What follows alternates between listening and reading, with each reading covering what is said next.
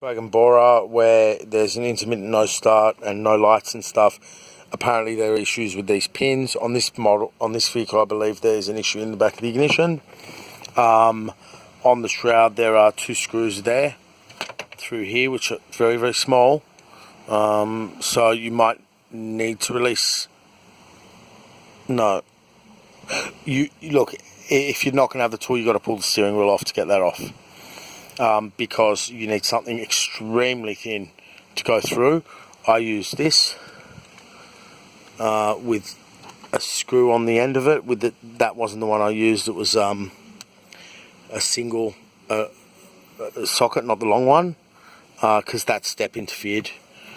And then you can maneuver it around a bit. This comes off with the action of the key and a clip. These shear bolts are the new ones. They are accessed by pulling back the security cover there and accessing them through there. This comes off from the top. Very, very stuck on. This one was, I was like, oh my god, but it came off. Just heat affected. And the last tip is to unplug this wiring here to allow you access to punch that bolt.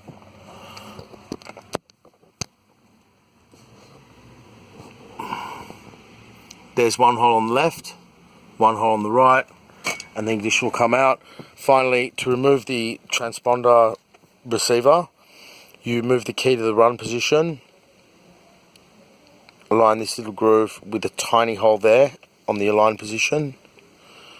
You can see it there. This camera's shocking. Okay, I'll just do that. There you go. And with a specific size wire that's not going to snap off inside, you push it quite far down and quite firmly, so you can use tiny, like small long nose pliers. Oh, Vallejo, that's the issue. Small long nose pliers to push the wire down, but you do not want to snap the wire off inside. Once you push the wire down by pulling on the key, you drag the ignition out. It does help to have someone hold it or put it in a vise with care. And that's the new unit going in there. Relatively inexpensive unit. So I believe the issue's there. If it's not, I won't post the video.